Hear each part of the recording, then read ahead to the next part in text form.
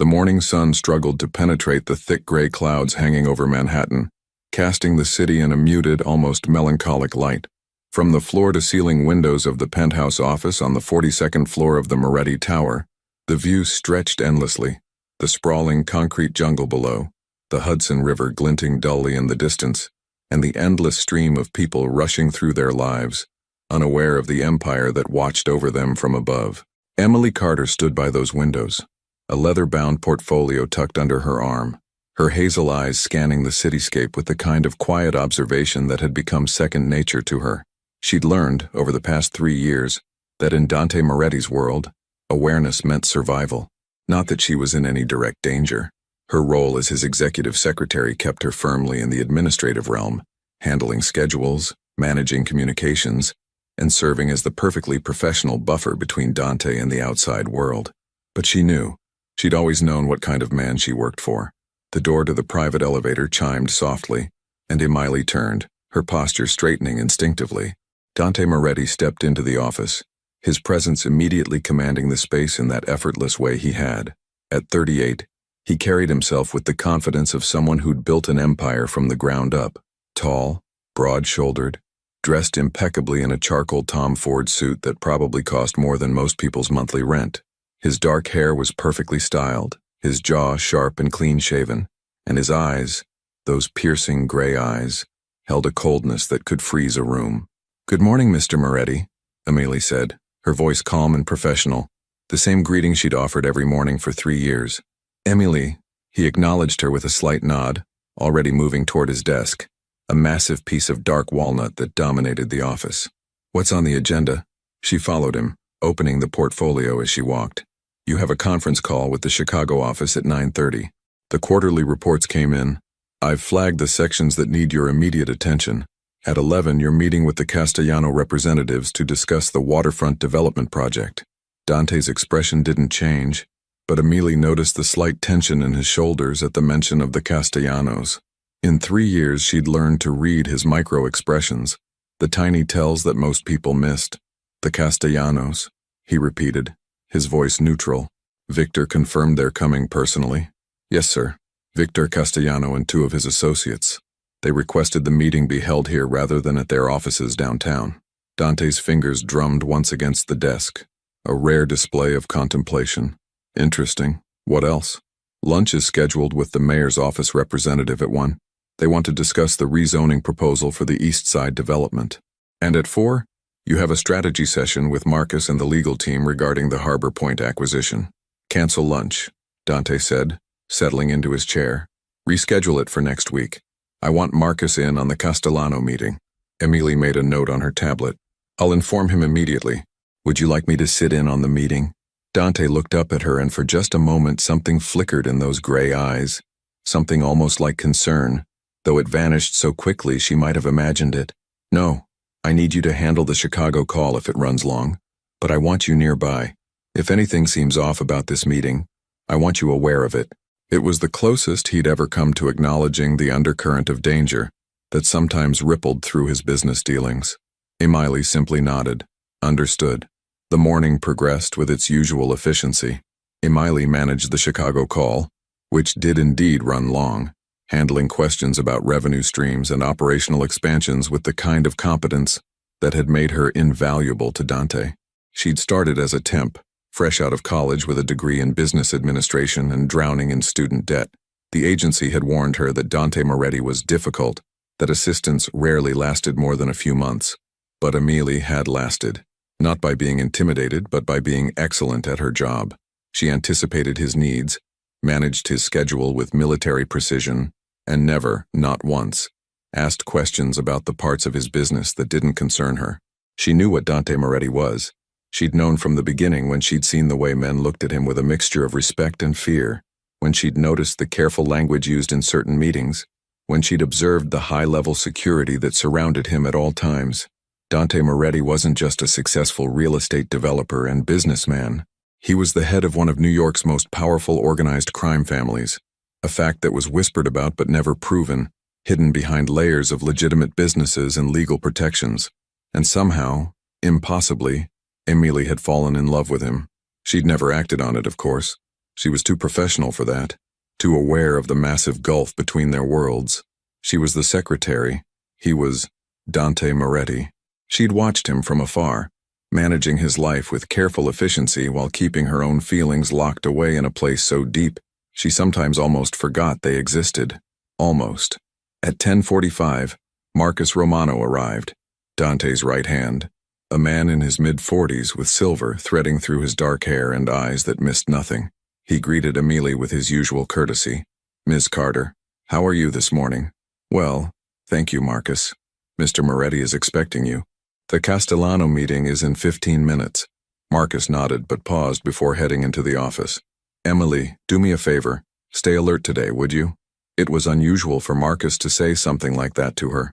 She met his gaze steadily. "Is there something I should know?" Just, stay alert. Trust your instincts." He offered her a tight smile before disappearing into Dante's office. Emily returned to her desk, but Marcus's words had planted a seed of unease in her chest. She tried to shake it off, focusing on answering emails and coordinating with various department heads, but the feeling persisted. At 11 o'clock precisely, the elevator chimed again. Victor Castellano entered with 2 men flanking him. Emily recognized Victor from photographs. He was in his 50s, shorter than Dante but powerfully built, with olive skin and calculating dark eyes. His associates were younger, both wearing expensive suits, both with the kind of alert posture that suggested military or security training. "Mr. Castellano," Emily greeted him professionally, rising from her desk. "Mr. Moretti is expecting you. May I offer you coffee or water?" "Coffee. Black," Victor said, his eyes sweeping over her with the kind of dismissive assessment that made her feel like furniture. His associates didn't speak. Emily prepared the coffee service with practiced efficiency, using the premium blend Dante kept for important meetings. As she arranged the cups on a tray, she studied the 3 men through her peripheral vision. Something felt wrong. She couldn't pinpoint what exactly, but that instinct Marcus had mentioned was screaming at her. The way Victor's associates stood wasn't quite right. They weren't positioned like bodyguards. They were positioned like they were preparing for something. Emily's heart rate picked up, but she kept her expression neutral. She carried the tray toward Dante's office, where the door stood slightly ajar. Through the gap, she could hear voices. "Appreciate you coming personally, Victor," Dante was saying, his tone cordial but with that underlying edge of steel that was always present in his business dealings. "Of course, Dante. This project is too important to handle through intermediaries," Victor replied smoothly. Emily knocked softly and entered, Marcus holding the door open for her. She set the tray on the conference table where the 4 men were gathered, pouring coffee with steady hands despite the anxiety crawling up her spine. "Thank you, Emily," Dante said, not looking at her. His attention was fixed on the documents spread across the table, blueprints for the waterfront development. She nodded and turned to leave, but as she did, she caught something. A look exchanged between Victor and one of his associates, a barely perceptible nod, and then she saw it. The subtle movement of the associate's hand toward the inside of his jacket. Time seemed to slow. Every self-defense course she'd ever taken, every safety briefing she'd sat through, every instinct in her body screamed the same thing. Gun. Emily's mind raced. She could scream, alert Dante and Marcus, but would that be fast enough? The man's hand was already moving, already reaching. In the split second she had to make a decision, only one thought crystallized with perfect clarity. Not him. I won't let them take him. The man's hand emerged from his jacket, metal glinting. Emily didn't think. She simply moved. She lunged forward, putting herself directly between the gunman and Dante, her arms spreading wide as if she could somehow shield him with her body. She heard shouts, Dante's voice sharp with alarm, Marcus yelling something, and then the world exploded into sound and sensation. The impact hit her like a freight train, punching into her left shoulder and spinning her backward. There was no pain at first, just shock and the strange sensation of losing control of her body. She fell, the floor rushing up to meet her, and distantly she heard more chaos erupting, furniture crashing, men shouting, the horrible sound of a struggle. Then the pain came, white-hot and all-consuming, radiating from her shoulder through her entire body. She tried to breathe, but her lungs wouldn't cooperate. The ceiling above her swam in and out of focus, and then Dante's face appeared above her, his expression completely transformed. The cold, controlled businessman was gone.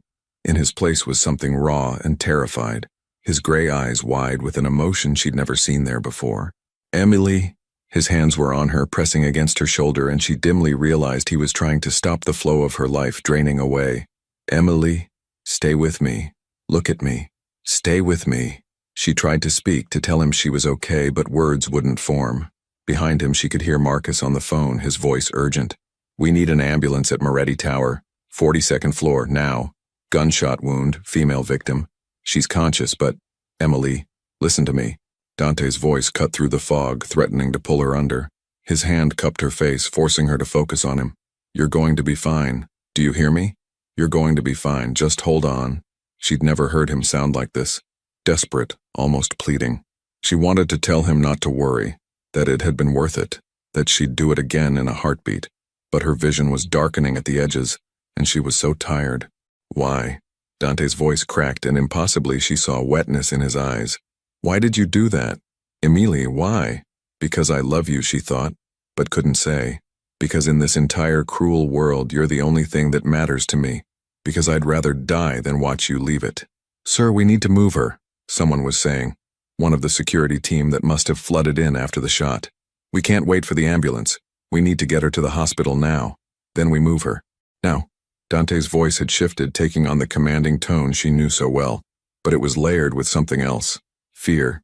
"Get the car. Marcus, clear the route. Nobody stops us." She felt herself being lifted, cradled against Dante's chest. He was carrying her himself, she realized dimly, not delegating to his security team. His suit jacket was gone, she noticed. He must have used it to try to stop the flow from her wound. "Stay with me, Emilie," he kept repeating as he moved, each step careful despite his urgency. "Stay with me. I've got you. I won't let you go." The elevator ride was a blur. She was aware of movement, of Dante's heart pounding beneath her ear, of his voice continuing to murmur to her, words she couldn't quite make out but that sounded almost like prayers. The lobby must have been cleared because she didn't hear the usual bustle of people, just rapid footsteps, doors opening, and then the cool air of outside hitting her face. Rain had started falling. She could feel droplets on her skin, could hear it pattering against the pavement. "Careful!" Dante barked at someone as she was transferred into a vehicle. His personal car, she thought. The black SUV he used when he didn't want to draw attention. He slid in beside her, keeping her cradled against him, his hand pressed firmly against her shoulder. The vehicle lurched into motion, and through the haze of pain, Emilie heard Dante giving terse orders to the driver. "Mount Sinai. West side entrance. Call ahead. I want their best trauma surgeon ready." "Sir, they're asking about the nature of the injury." "Gunshot wound, left shoulder. She's lost a significant amount of blood, but she's still conscious." Dante's voice was clinical, almost detached, but his hand tightened around Emilie. "Tell them if she doesn't get immediate care, I will burn that hospital to the ground." It should have scared her, that casual threat of violence. Instead, she found it almost comforting. This was Dante being Dante, taking control, demanding the impossible, bending the world to his will. "Emilie," his voice dropped, meant only for her. She forced her eyes open, meeting his gaze. "Why did you do it?" She managed to move her lips, pushing out words that were barely a whisper. "Had to. Protect you." Something broke in his expression. "You foolish, brave, impossible woman, I'm not worth protecting. Not like that. Not at the cost of..." He stopped, his jaw clenching. "You're going to survive this. Do you understand me? You don't get to leave, I won't allow it." Despite everything, despite the pain consuming her body, Emilie felt her lips curve slightly. Even now, Dante Moretti was giving orders to the universe itself. The hospital came into view, and the SUV screeched to a halt at an entrance where a trauma team was already waiting. Dante carried her out himself, refusing to let the paramedics take her until he'd personally placed her on the gurney. "Gunshot wound, left shoulder, approximately 15 minutes ago," he reported with the precision of someone used to giving critical information under pressure. "She's been in and out of consciousness. Pulse is weak, but steady." A doctor, young, female, competent-looking, nodded sharply. "We'll take it from here, Mr. Moretti. I'm coming with her." "Sir, I'm sorry, but we can't allow..." "I'm coming with her." It wasn't a request.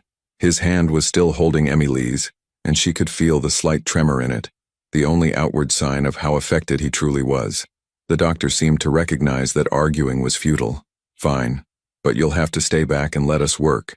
They rushed through corridors that blurred together, Medical personnel calling out numbers and terms that Emily only partially understood. She kept her eyes on Dante, using his face as an anchor to stay conscious. He walked alongside the gurney, never releasing her hand, his expression set in grim determination. At the entrance to the operating room, they finally had to separate them. A nurse, kind-faced, with gentle hands, carefully extracted Emily's hand from Dante's. "We'll take excellent care of her, Mr. Moretti," the nurse promised. "But you need to let us work now." Dante looked like he wanted to argue, to demand the impossible again, but instead, he leaned down close to Emily's ear. "Fight," he whispered, his voice rough. "You fight to come back to me, Emily Carter. That's an order." She wanted to respond, to promise him she would, but the darkness was pulling too strongly now. The last thing she saw before unconsciousness claimed her was Dante's face, transformed by an emotion she'd never thought to see there. He looked completely, utterly lost. The waiting room of Mount Sinai's surgical wing had never held Dante Moretti before. He was a man used to penthouse offices and private clubs, to places where he controlled every variable, but now he sat in an uncomfortable plastic chair, his hands clasped between his knees, staring at nothing. He was still covered in her blood. It had dried on his hands, stained his white shirt, marked him in a way that made him feel sick to his core. Marcus had arrived within 20 minutes, along with 3 of Dante's most trusted security personnel. They'd taken up positions around the waiting area, a protective circle that kept the curious at bay and ensured privacy. "What happened to the Castellanos?" Dante asked, his voice flat. Marcus settled into the chair beside him. "The shooter is in custody. Our custody. Victor and his other associate tried to run. They didn't make it out of the building. They're also secured." Dante nodded slowly. "Good. I want to know everything. Who ordered it? Why? What they hope to accomplish. Everything." "We're already working on it," Marcus assured him. "But Dante, right now that's not what matters. What matters is that a woman threw herself in front of a projectile meant for me." Dante cut him off, his voice suddenly sharp. "What matters is that my secretary, a civilian who had nothing to do with any of this, is in surgery right now because I failed to protect her. You didn't know. I should have known." Dante surged to his feet, unable to sit still any longer. Victor Castellano requesting a meeting here instead of neutral ground, wanting to discuss the waterfront project in person when we'd been negotiating through channels for weeks. I should have seen it. I should have known something was wrong. Marcus remained silent, knowing that Dante needed to work through this. 3 years, Dante continued, pacing the small waiting area. 3 years she's worked for me. 3 years of perfect efficiency, perfect discretion, perfect... He stopped, running his hand through his hair, a gesture so unlike his usual composure that Marcus's eyebrows rose. "And I never protected her. Never thought she might need protecting. She was just there, part of the office, part of my day." "That's not true," Marcus said quietly. "You've always been careful about her safety.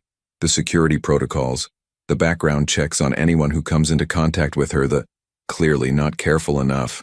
Dante's voice was bitter. "She threw herself in front of a weapon, Marcus, without hesitation, without thinking. She just moved." He closed his eyes, and the image played again behind his eyelids. Emily's hazel eyes widening, her body moving, putting herself between him and danger. Why would she do that? Marcus was quiet for a long moment. Then, carefully, "Maybe you should ask her that, when she wakes up. If she wakes up." "When?" Marcus corrected firmly. "Dante, you know as well as I do that Emily Carter isn't the type to give up. She's one of the strongest people I've ever met, even if that strength is quiet." Dante wanted to believe that. But the image of her on the floor, her blood pooling beneath her skin going pale, her eyes struggling to focus, it haunted him. Hours passed. Dante refused to leave, refused to eat, refused to do anything but wait. Marcus managed the crisis from the waiting room, making quiet phone calls, coordinating with their people, ensuring that the rest of Dante's business empire continued functioning, even as its leader sat frozen. As night fell over the city, a surgeon finally emerged, still in scrubs. Dante was on his feet instantly. "Mr. Moretti, how is she?" The surgeon, Dr. Patricia Chen, according to her ID badge, looked tired but offered a small smile. "She's stable. The surgery went well. The projectile entered her left shoulder, missing the major arteries but causing significant tissue damage. We've repaired what we could, but she'll need extensive physical therapy to regain full function of that arm. But she'll live. Dante's voice was barely above a whisper. She'll live, Dr. Chen confirmed. She lost a lot of blood, and the next 48 hours are critical, but barring complications, she should make a full recovery. The relief that flooded through Dante was so intense it nearly buckled his knees. Marcus's hand appeared on his shoulder, steadying him. When can I see her? Dante asked. She's in recovery now. She'll be moved to ICU within the hour. Normally we only allow immediate family, but given the circumstances, Dr. Chen glanced at the security detail, clearly understanding that Dante Moretti wasn't someone who accepted normal restrictions. I'll make sure you're allowed in. But Mr. Moretti, she's going to be unconscious for several more hours. The anesthesia alone. I don't care. I need to see her. Dr. Chen nodded. A nurse will come get you when she's settled. 45 minutes later, Dante stood beside Emily's bed in the ICU. She looked impossibly fragile against the white sheets. Her dark hair spread across the pillow, her face pale. Machines beeped softly around her, monitoring her vital signs, and an IV drip fed fluids into her arm. Her left shoulder was heavily bandaged and her arm was secured against her chest. But she was breathing, alive. Dante sank into the chair beside her bed, his legs finally giving out after hours of tension. He'd sent Marcus home, sent the security team to their posts. It was just the two of them now, in this quiet room with its sterile smell and soft lighting. He reached out, carefully taking her right hand in both of his. Her skin was cool, but not cold, her pulse steady beneath his fingers. Emily, he said softly, even though he knew she couldn't hear him. You foolish, brave woman. What were you thinking? But he knew. Even as he asked, he knew. She'd been thinking the same thing he would have thought if their positions were reversed, that some things were worth protecting regardless of the cost. The realization settled over him like a weight. For 3 years, Emily Carter had been a constant in his life, not just his secretary, but the person who knew his schedule better than he did, who anticipated his needs, who made his chaotic world run smoothly. She'd been there through business crises and personal storms, always calm, always capable, always there, and he'd taken it for granted, taken her for granted. I'm sorry, he whispered, his thumb brushing over her knuckles. I'm sorry I didn't protect you. I'm sorry I didn't see what you were willing to do. I'm sorry I didn't what? Tell her she mattered? Tell her that somewhere along the way, between the morning greetings and the late-night work sessions, between her quiet competence and her subtle smiles, she'd become essential to him in a way that had nothing to do with work. Dante Moretti had built his empire on knowing what he wanted and taking it. But sitting here, holding the hand of a woman who'd taken a projectile for him, he realized he'd been a fool. He'd known what he wanted for longer than he'd admitted to himself. He'd just been too controlled, too careful, too afraid of the one thing he couldn't command: human connection. Real, genuine connection with someone who saw past the power and the reputation to the man underneath. When you wake up, he said, his voice rough, things are going to change, Emily. I'm going to make sure you're protected, really protected. And I'm going to tell you.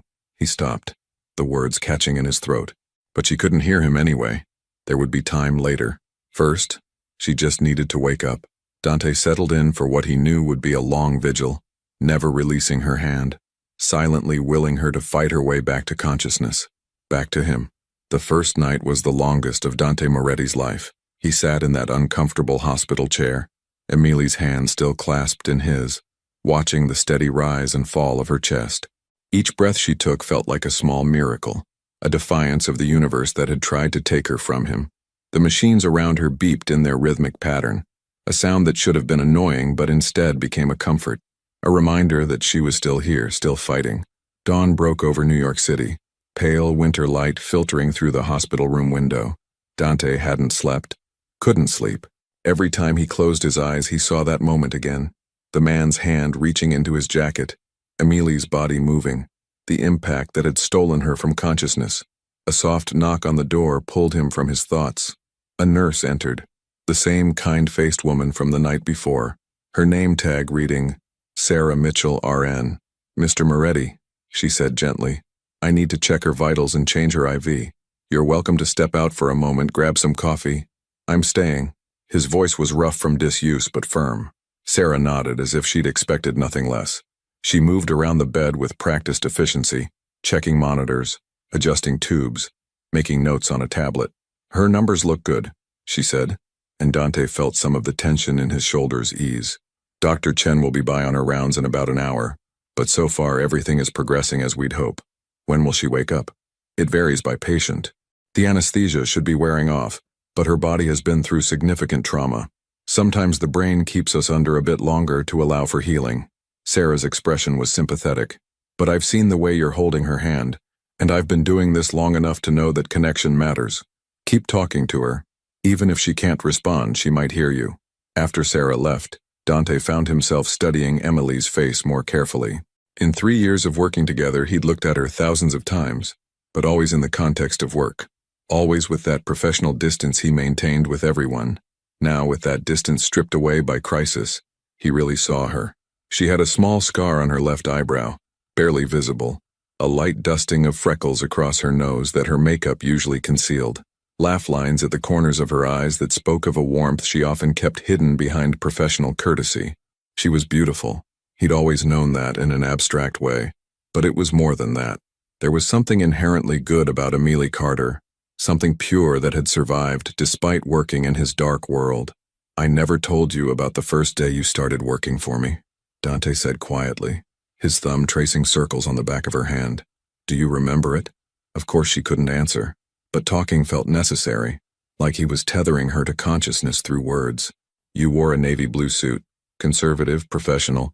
You were 22 years old and looked terrified, though you tried to hide it. The temp agency had sent 3 assistants before you, and all 3 had quit within the first week. I wasn't expecting you to last either.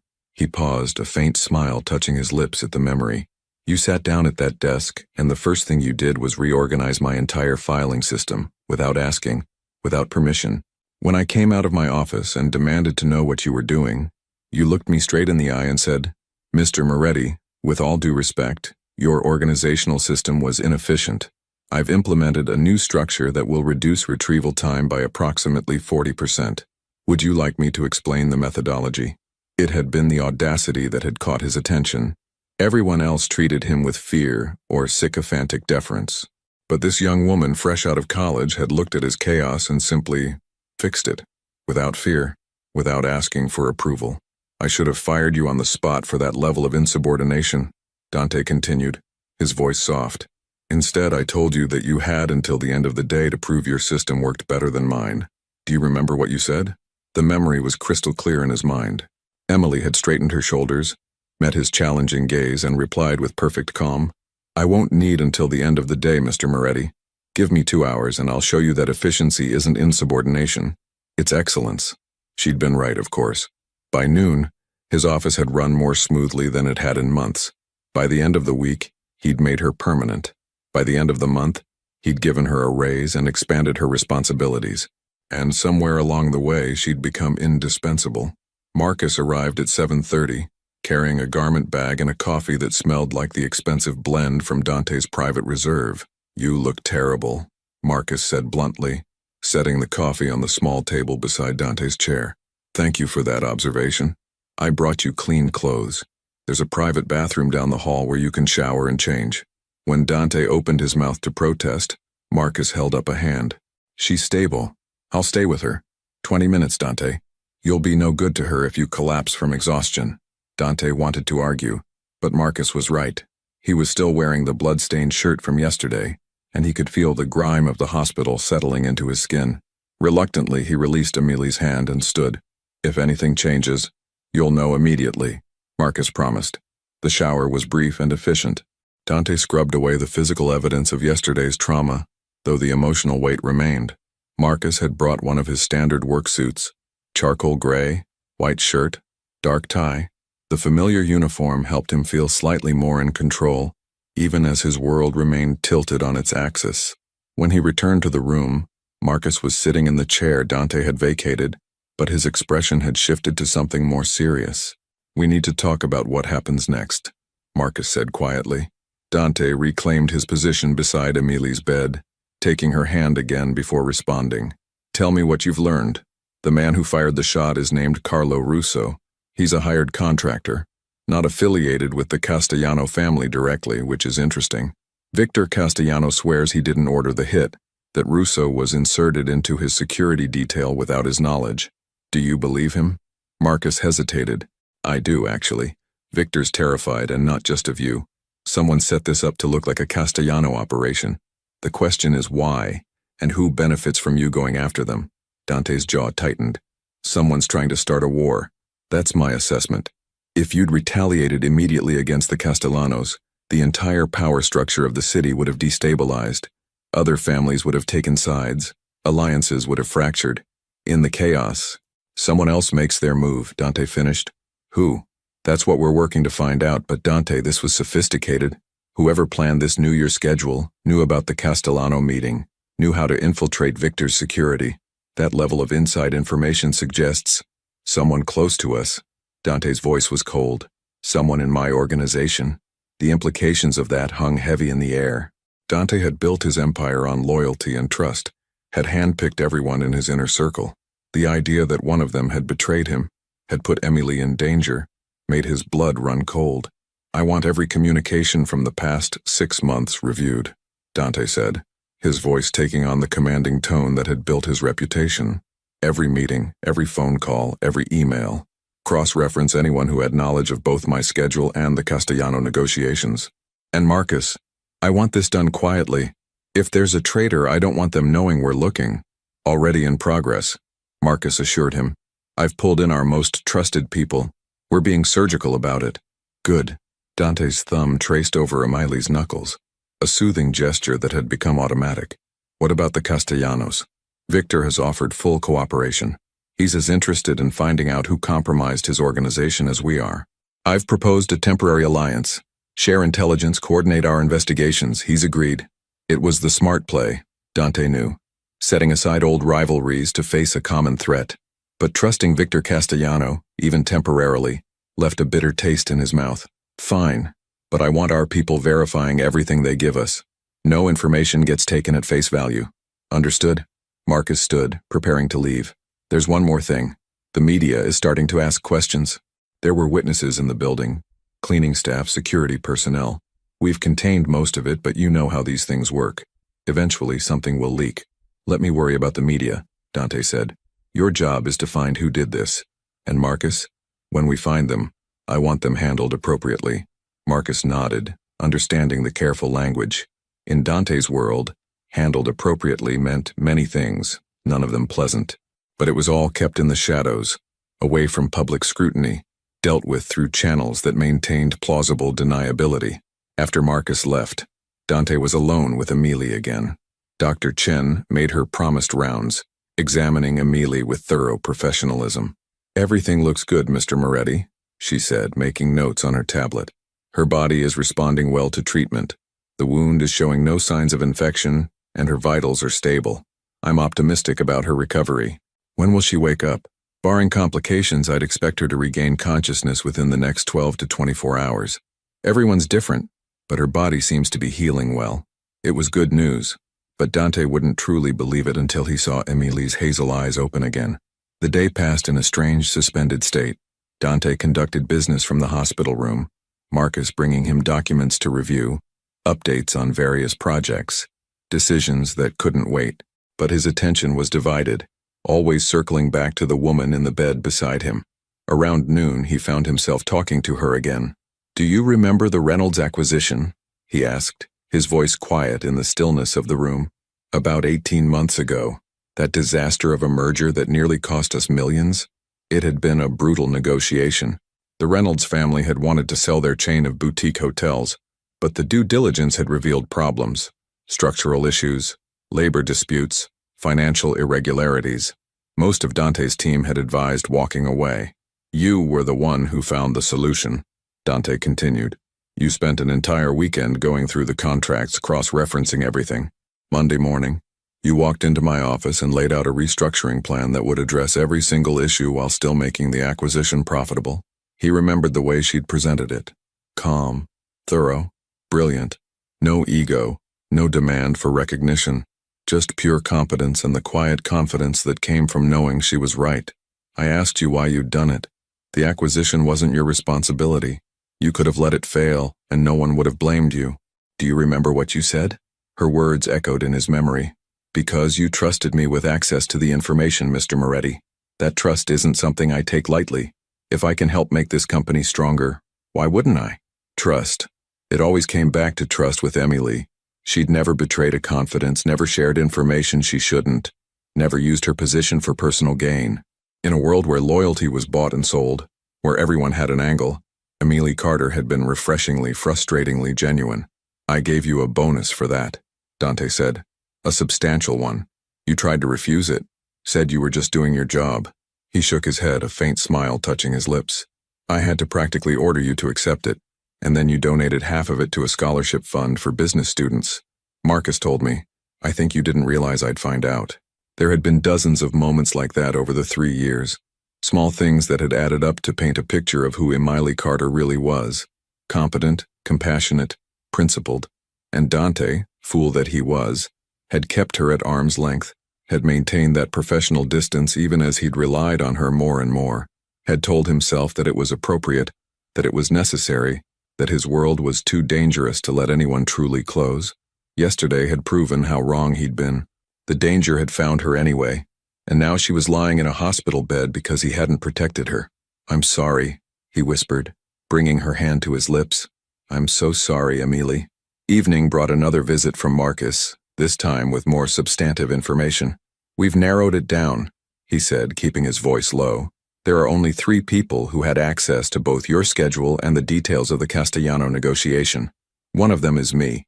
It's not you, Dante said flatly. I appreciate the vote of confidence, but we need to be thorough. The other 2 are Anthony Ricci from your security detail and James Chen from the legal team. Dante's mind raced through the implications. Anthony had been with him for 5 years, had saved his life on 2 separate occasions. James was newer, only 18 months, but he'd been thoroughly vetted before being brought into the organization. What's your instinct? Dante asked. James, Marcus said immediately. Anthony's loyalty is unquestionable, but James, he's ambitious, smart, always angling for more responsibility, more access. And 6 weeks ago, he took a personal trip to Atlantic City, paid for it with cash, no credit card trail. Could be nothing, but it's suspicious, Dante finished. What do we know about his movements in the past week? He's been careful. Nothing overtly suspicious. But we pulled his phone records. He's been using encrypted messaging apps. Again, not necessarily damning, but combined with everything else. Bring him in, Dante ordered, quietly. I want to talk to him personally. Dante, if he is the leak, confronting him directly, I want to look him in the eye. Dante cut him off. I want to see if he has the audacity to lie to my face. Set it up for tomorrow, somewhere private. And Marcus? I want security there, but out of sight. If he runs, I want him contained immediately. After Marcus left to make the arrangements, Dante returned his attention to Emily. The sun had set, casting the room in the soft glow of the bedside lamp. He'd been here for over 24 hours now, and fatigue was starting to catch up with him, but he refused to leave. You'd tell me I'm being irrational, he said to her sleeping form. You'd probably have already coordinated a rotation of people to keep watch so I could rest. That's what you do. You take care of things. You take care of me even when I don't realize I need it. A memory surfaced, sharp and clear. It had been about a year ago, during a particularly stressful acquisition. Dante had been working 18-hour days, barely eating, running on coffee and determination. He'd been in his office late one night when Emily had appeared with a proper meal, not takeout, but something she'd clearly made herself. Chicken soup, fresh bread, a salad. You need to eat, Mr. Moretti, she'd said, setting the food on his desk with that calm authority she wielded so well. Real food, not caffeine and antacids. He'd been irritated at first, ready to dismiss her, but something in her expression had stopped him, a genuine concern that went beyond professional obligation. Did you make this? He'd asked. Yes, my grandmother's recipe. It's good for stress. She'd smiled slightly. Consider it preventive health care. A sick boss is an inefficient boss. He'd eaten the soup and it had been delicious, comforting in a way he hadn't experienced in years. When he'd thanked her the next day, she'd simply nodded and moved on to the next task, as if caring for him was just another item on her checklist. But it wasn't, was it? Dante could see that now. Those little gestures, the meals, the way she'd adjust his schedule to ensure he got enough sleep during crisis periods, the way she'd handle problems before they could reach him. They weren't just professional excellence. They were care, genuine and freely given. And he'd been so focused on maintaining boundaries that he'd never acknowledged it, never let her know that he noticed, that he appreciated it, that somewhere along the way, she'd become more than just his secretary. "When you wake up," Dante said softly, "I'm going to tell you everything. No more professional distance. No more pretending I don't see what you do, who you are. You put yourself in danger for me, Amelie. The least I can do is be honest with you about what that means to me." The machines continued their steady beeping. Emilie's chest rose and fell in peaceful rhythm, and Dante kept vigil, watching over the woman who had become, without either of them quite intending it, the most important person in his life. The second day brought incremental improvements. Dr. Chen reported that Emilie's body was healing well, that her vitals continued to strengthen, but she still hadn't woken up, and that worried Dante more than he wanted to admit. "It's normal," Sarah the nurse assured him during one of her regular checks. "Some patients just need more time. Her body went through severe trauma. The brain is protective, it keeps us under until it's convinced we're ready to handle consciousness again. But she will wake up? All signs point to yes, Mr. Moretti. You need to be patient." Patience had never been Dante's strong suit. He was a man of action, someone who shaped the world to his will through force of personality and strategic planning. But here, in this hospital room, he was powerless. All he could do was wait and hope. The meeting with James Chen was scheduled for that afternoon. Dante had Marcus arrange for a trusted nurse to sit with Amelie while he was gone. He refused to leave her completely alone. The meeting location was one of his private properties, a brownstone in Brooklyn that was used for sensitive discussions. James arrived looking nervous, which could mean guilt, or simply the natural anxiety of being summoned by Dante Moretti. He was in his early 30s, well-dressed, with the kind of polished demeanor that came from expensive law schools and corporate training. "James," Dante greeted him, his voice neutral. "Thank you for coming." "Of course, Mr. Moretti. I was sorry to hear about Miss Carter. How is she?" It was the right thing to say, but Dante was listening for more than words. He was watching James's body language, the micro-expressions that could reveal truth or deception. "She's stable, recovering." Dante gestured to a chair. "Please sit. I need to ask you some questions about the Castellano negotiation." James sat, and Dante noticed the slight tremor in his hands as he placed them on the armrests. "Certainly. Whatever you need." "Who knew about the meeting? Specifically, who in our organization had access to the details? Time, location, attendees?" "Well, you and Marcus, obviously. Anthony would have known for security purposes. I was handling the legal documentation, so I knew. And Ms. Carter would have known since she managed your schedule. Anyone else?" James hesitated, and in that hesitation, Dante saw something flicker across his face. "Fear." "James," Dante said quietly, but with an edge that made the younger man flinch. "I'm going to ask you a question, and I want you to think very carefully before you answer, because the consequences of lying to me right now are severe. Do you understand?" Yes, sir." "Did you share information about that meeting with anyone outside our organization?" The color drained from James's face. His hands gripped the armrests tighter, knuckles going white. For a long moment he said nothing, and Dante could practically see the internal battle playing out. Confess or try to maintain the lie. Finally, James's shoulders sagged. "I didn't know," he whispered. "I swear to you, Mr. Moretti, I didn't know what they were planning." Dante's expression didn't change, but internally, anger burned hot and bright. "Explain. Everything. Now." The story came out in rushed, desperate sentences. James had been approached 6 months ago by someone claiming to represent a rival development firm. They'd offered him money for information. Just business intelligence, they'd said. Details about acquisitions, negotiation strategies. Nothing that would hurt anyone, they'd assured him. Just corporate espionage, the kind that happened every day. "I know it was wrong," James said miserably. "I knew it from the start, but I have student debt, my mother's medical bills. They offered me so much money, and I thought it was just information about business deals. I never imagined." His voice broke. "Ms. Carter getting hurt, that was never supposed to happen. I would never." "Who approached you?" Dante's voice was ice cold. "A man named Robert Sullivan. He said he worked for Titan Development Group, but after what happened I tried to find him and, Mr. Moretti, Titan Development doesn't exist. It's a shell company. The whole thing was a setup, and I was stupid enough to fall for it. Dante absorbed this information, his mind already working through the implications. Someone had created an elaborate scheme to compromise James, to get information, to orchestrate an attack that would look like it came from the Castellanos. This wasn't just about eliminating Dante.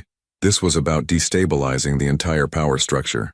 "You will tell Marcus everything," Dante said, his voice carefully controlled despite the rage simmering beneath. "Every meeting, every piece of information you shared, every detail you can remember about this Robert Sullivan. You will cooperate fully with our investigation. In exchange, your life will be spared." James's eyes widened with desperate hope. "Thank you, Mr. Moretti, thank you. I swear I'll—" "However," Dante continued, cutting him off, "you no longer work for me. You will be escorted to collect your personal belongings under supervision.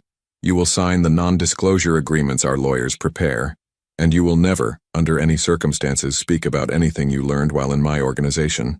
If you do, the mercy I'm showing you today will be rescinded. Am I clear?" "Crystal clear, sir. I understand. One more thing, James." Dante leaned forward, his gray eyes boring into the younger man.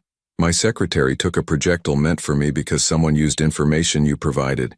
You may not have pulled the trigger, but her blood is on your hands nonetheless. You'll have to live with that. Now get out of my sight." After James was escorted out, Marcus joined Dante in the room. "We'll get everything we can from him," Marcus said. "The name Robert Sullivan is clearly fake, but maybe there's something in the meetings, the communications, a slip, a detail that could lead us to whoever's really behind this. Find them," Dante ordered. "I don't care how long it takes or what resources we need to use. Whoever did this, whoever put Amelie in that hospital bed, I want them found. Consider it done." Dante returned to the hospital as the sun was setting on the second day. The trusted nurse reported that there had been no changes, but that Emily's vital signs remained strong.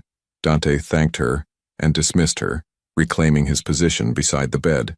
"We're making progress," he told Emily, taking her hand again. "We know who leaked the information now.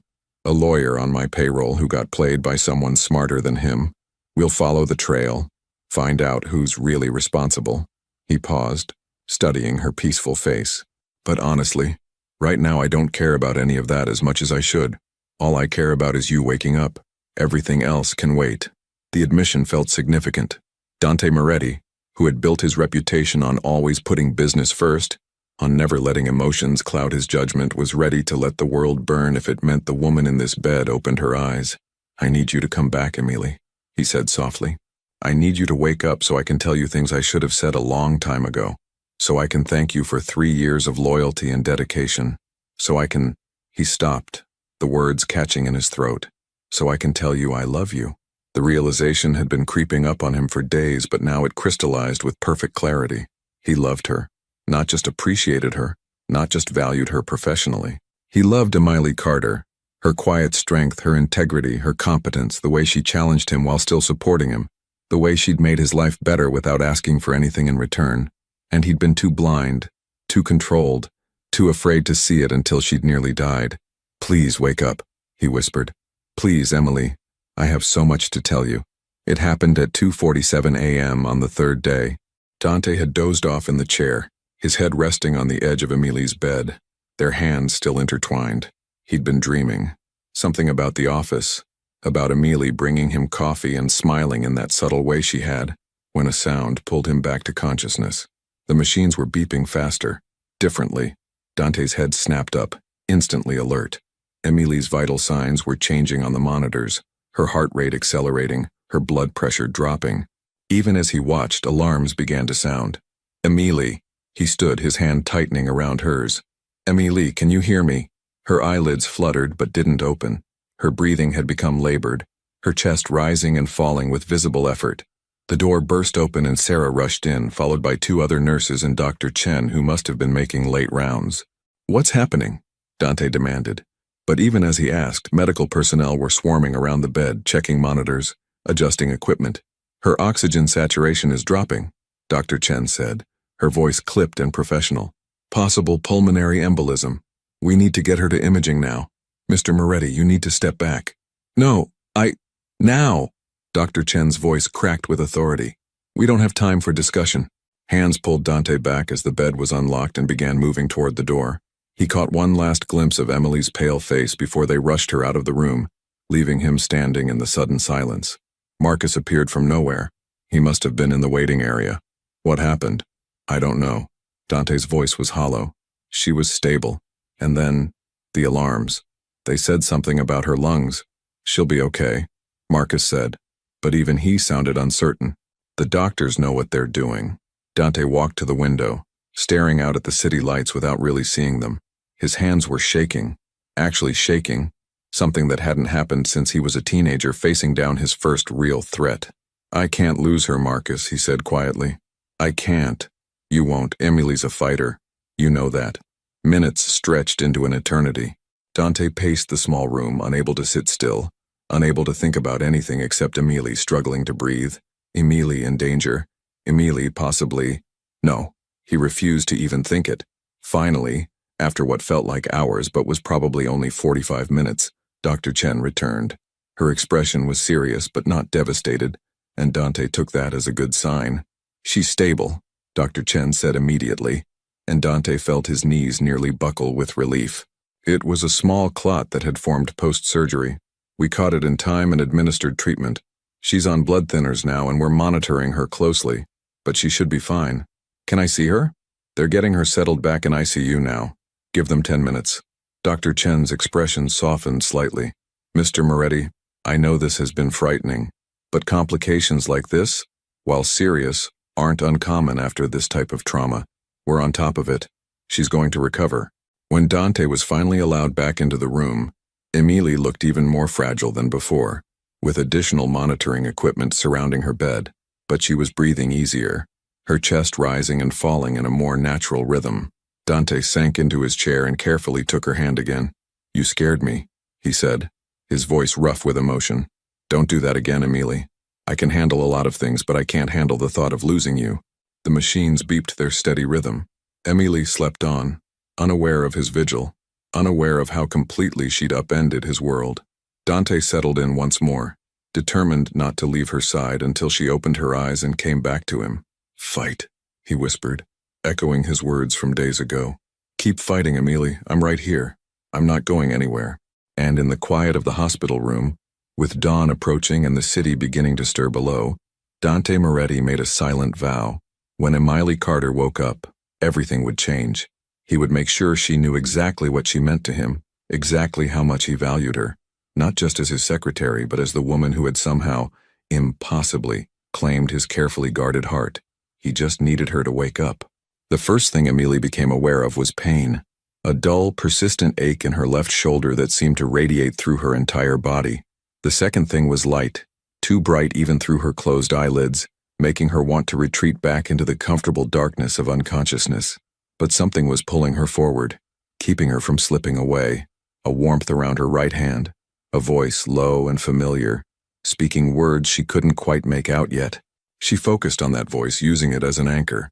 It took enormous effort to force her eyelids open, and when she finally managed it, the world was a blur of white and chrome and too bright fluorescent lighting. Emily. The voice sharpened into clarity, and with it a face came into focus. Dante Moretti leaned over her, his gray eyes wide with an emotion she'd never seen there before. Relief. Pure, overwhelming relief. Emily, can you hear me? His hand tightened around hers and she realized that's what the warmth was. His hand wrapped around hers like he'd been holding on for dear life. She tried to speak, but her throat was painfully dry, her voice nothing but a rasp. Dante immediately reached for a cup of water with a straw, bringing it to her lips with surprising gentleness. Small sips, he instructed, and she obeyed, the cool water soothing her parched throat. After a few sips, she managed to croak out, Mr. Moretti? Something flickered across his face. Was that pain? But it was gone so quickly she might have imagined it, replaced by that careful control she knew so well. You're in the hospital, he said, his voice steady despite the intensity in his eyes. You've been unconscious for 2 weeks. Do you remember what happened? 2 weeks? Emily's foggy mind struggled to process that. She tried to piece together her last clear memories, the office, a meeting, men in suits, and then a gun, the flash of metal, movement. I jumped, she whispered, the memory crystallizing. Someone was going to. I had to protect you. Dante's jaw clenched, a muscle ticking in his cheek. Yes, you did. And you were shot because of it. The clinical way he said it didn't match the emotion swirling in his eyes. Emily tried to move to sit up, but pain lanced through her shoulder and she gasped.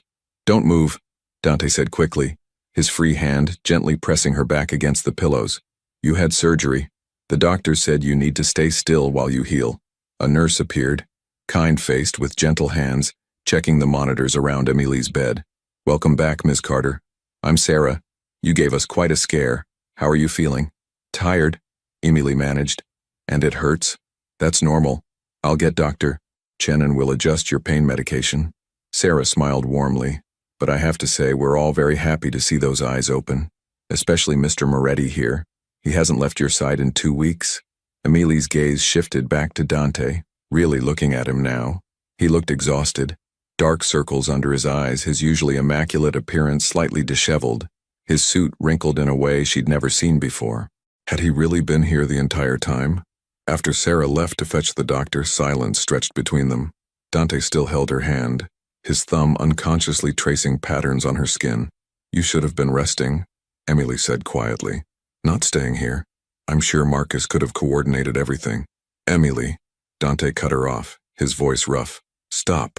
Just stop being so damn selfless for 1 minute. She blinked, surprised by the intensity in his tone. You took a projectile for me, he continued, each word carefully controlled. You nearly died. You were in a coma for 2 weeks. And the first thing you do when you wake up is worry about whether I've been resting enough. I'm sorry. Don't apologize. His hand tightened around hers almost desperately. You have nothing to apologize for. If anyone should be apologizing, it's me. I failed to protect you. I put you in danger just by having you in that room. This is my fault. No. Emily's voice was stronger now despite her exhaustion. It was my choice. I saw what was happening and I chose to act. You didn't fail me, Mr. Moretti. I made my decision. Why? The question burst from him like he'd been holding it back for days. Why would you do that? Why would you risk your life for me? Because I love you, Emily thought, but the words stuck in her throat. Even now, groggy and in pain, she couldn't bring herself to cross that line. He was still her boss. She was still just his secretary. Nothing about that had changed, even if she'd taken a bullet for him. When she didn't answer, something in Dante's expression shifted. Hurt, maybe, or frustration. But before either of them could say more, Dr. Chen arrived with Sarah and the moment was lost in a flurry of medical examinations and questions. The next few days passed in a haze of recovery. Emily learned that she'd been incredibly lucky. The projectile had missed major arteries, though it had caused significant tissue damage. She'd need extensive physical therapy to regain full function of her left arm, but the doctors were optimistic about her recovery. Dante visited every day, usually staying for hours, but something had shifted between them since that first conversation.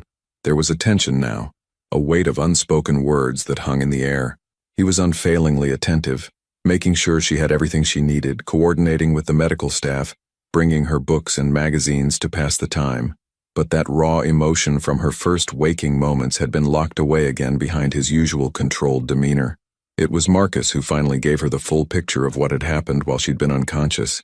Dante went to war for you, Marcus said bluntly, sitting in the visitor's chair one afternoon while Dante was handling a business call outside. The man who tried to hurt you, the people who planned it, he dismantled their entire operation. Methodically. Completely. Emily's stomach tightened. What do you mean? Marcus studied her carefully. I mean he used every resource at his disposal to find out who was responsible and ensure they could never threaten you or anyone else again. It wasn't pretty, Emily, and it cost him. Alliances he'd spent years building, strategic positions he'd carefully cultivated.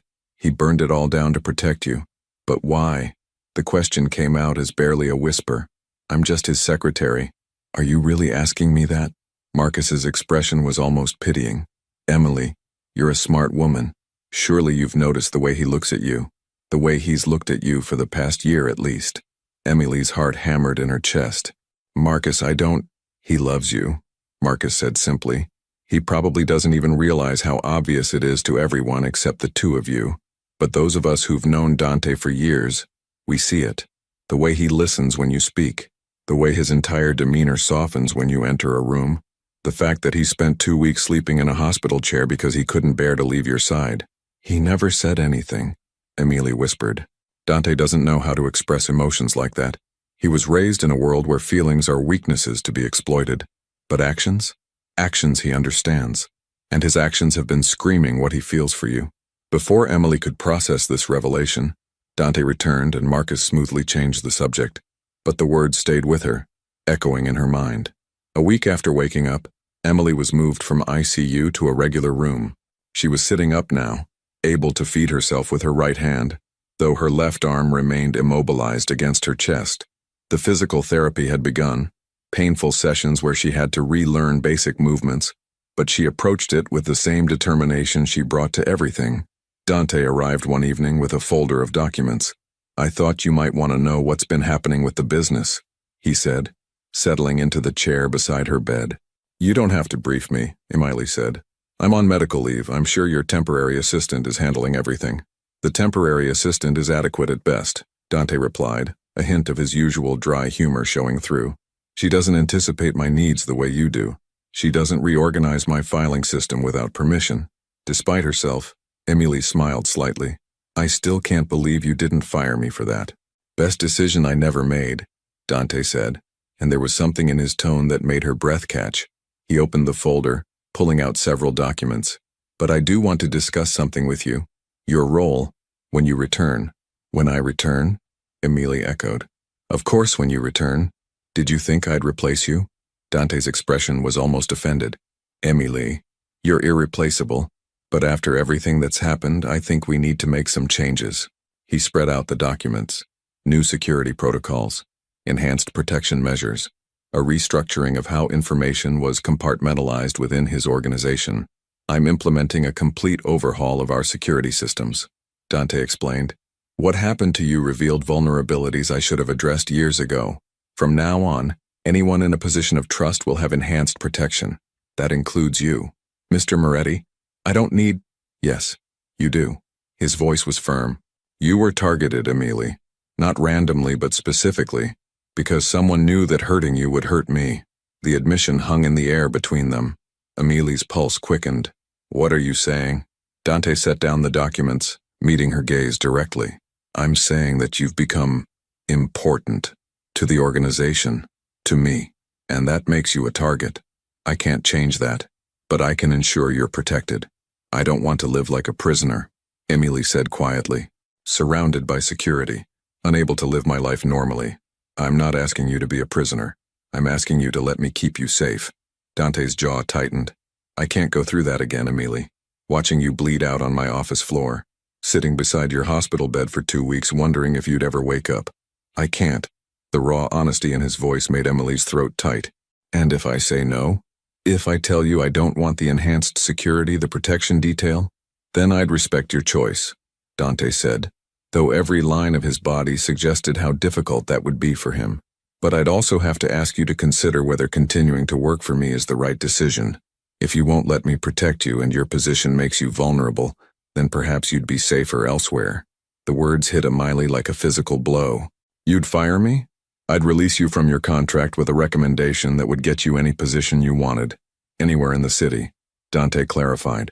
"I'd make sure you were financially secure. But yes, if it meant keeping you safe, I would let you go." Emily stared at him, seeing the conflict in his expression, the struggle between wanting to keep her close and wanting to keep her safe. "What do you want, Mr. Moretti?" she asked quietly. "Not what's logical, not what's strategic. What do you want?" For a long moment, Dante said nothing. Then slowly he reached out and took her hand. Not the professional gesture of comfort he'd offered before, but something more deliberate, more intimate. "I want you safe," he said, his voice low. "I want you alive. I want you to look at me without fear, without pain. I want—" He stopped, seeming to struggle with the words. "I want things I have no right to want, Emily." Her heart was pounding so hard she was sure he could hear it. "Like what?" "Like you staying in my life, not just as my secretary, but—" Dante's thumb traced over her knuckles, the gesture achingly gentle. "But I also want you to have the choice to leave if that's what's best for you, even if it kills me to let you go." "And if I don't want to leave?" Emily's voice was barely above a whisper. "If I want to stay despite the danger, then you accept the protection," Dante said firmly. non-negotiable. Because I will not watch you get hurt again. Before Emily could respond, her hospital room door opened. Marcus entered, his expression grave in a way that immediately put both of them on alert. "We have a problem," Marcus said without preamble. "The Luciano family just sent a message. They know about the investigation.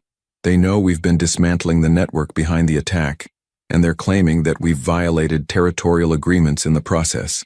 Dante was on his feet immediately, his entire demeanor shifting to the commanding presence Emily knew from the boardroom. "What kind of message?" "The kind that suggests they're planning retaliation," Marcus said grimly. "They've demanded a meeting, tomorrow night. Neutral territory. It's a trap," Dante said flatly. "Probably, but if we don't show, it's a sign of weakness. And weakness invites aggression from every other family in the city." Emily watched the exchange, her mind racing. The Luciano family. She'd heard the name before in the context of Dante's business dealings. They were one of the other major organizations in New York, rivals who maintained a tense peace through carefully negotiated boundaries. "You can't go alone," she said, drawing both men's attention. "I won't be alone," Dante assured her. "I'll have security, and Marcus will be there. That's not enough. If it's a trap, they'll be expecting your usual protocols. You need to approach this differently." "Emily, you're in a hospital bed," Dante said, his tone suggesting she was being unreasonable. "You're in no position to think strategically?" she interrupted, her voice sharp despite her exhaustion. "I may be injured, Mr. Moretti, but my brain still works. Let me help." Dante and Marcus exchanged a look. Then, to Emily's surprise, Dante pulled up a chair and sat down. "All right, what are you thinking?" Over the next hour, the three of them discussed strategy. Emily, drawing on 3 years of managing Dante's complex negotiations and understanding the delicate balance of his world, suggested approaches that neither man had considered. Use the meeting as an opportunity to gather intelligence. Bring someone the Lucianos wouldn't expect. Perhaps someone who seemed unimportant but could observe without drawing attention. Turn their trap into a strategic advantage. "This is exactly why I need you back," Dante said when they finally concluded their planning. There was admiration in his voice and something warmer. "Your mind, Emily, the way you see patterns and possibilities that others miss. It's just logic," she said, though she couldn't help the small flush of pleasure at his praise. "It's brilliance," Dante corrected, "and it's one of the many reasons why." He stopped, glancing at Marcus, then back to Emily. "Why you're invaluable to this organization." After Marcus left to begin implementing their strategy, Dante remained. Night had fallen over the city, and the hospital had settled into its quieter evening rhythm. "Get some rest," Dante said, standing. "I'll be back tomorrow." "Mr. Moretti," Emily's voice stopped him at the door. "Be careful tomorrow, please." He turned back, and in the dim light of the room, his expression was unguarded. "I will. I have too many reasons to come back safely now." The weight of his gaze made Emily's breath catch. She wanted to ask him to stay, to tell him all the things Marcus had suggested were true, that her feelings went so far beyond professional respect that it terrified her. But before she could find the words, he was gone, leaving her alone with the monitors beeping softly and the city lights glowing through her window. And as she drifted toward sleep, one thought circled through her mind. She loved Dante Moretti, had loved him for longer than she wanted to admit. The question was whether she was brave enough to tell him, and whether he felt the same way. Tomorrow, she knew, would bring answers. For better or worse, the careful distance they'd maintained for 3 years was crumbling, and whatever came next would change everything between them. She just hoped they both survived long enough to figure out what that meant. The meeting with the Luciano family went better than expected. Dante's strategic approach, transparency combined with strength, had resulted in a new understanding between the organizations. The threat had been neutralized through diplomacy rather than confrontation, proving that sometimes intelligence won over force. When Dante returned to the hospital that night, Emily saw the relief in his eyes before he even spoke. "It's over," he said simply, settling into the chair beside her bed. "The Lucianos agreed to a truce. We're safe." "We?" Emily repeated softly. Dante took her hand, and this time there was no hesitation in the gesture. "Emily, I need to tell you something. Something I should have said weeks ago before any of this happened." Her heart raced as she met his gaze. "I love you," Dante said, the words raw and honest. "I've loved you for longer than I want to admit. Watching you nearly die made me realize I've been a fool. keeping you at arm's length, pretending professionalism could hide what I felt. I love you, Emily Carter, not as my secretary, but as the woman who changed my entire world. Tears pricked Emily's eyes. I love you too, she whispered. I have for so long. I thought it was impossible, that we were from different worlds. We make our own world, Dante interrupted, leaning closer. If you'll have me, if you can accept the life I lead, the dangers that come with it, I'll protect you with everything I have, but I need to know. Is this what you want? Yes. Emily's answer was immediate, certain. I want you, Dante. All of you. The danger, the complexity, everything. I made my choice when I stepped in front of that weapon. I'm making it again now. Dante cupped her face gently, mindful of her injuries, and kissed her.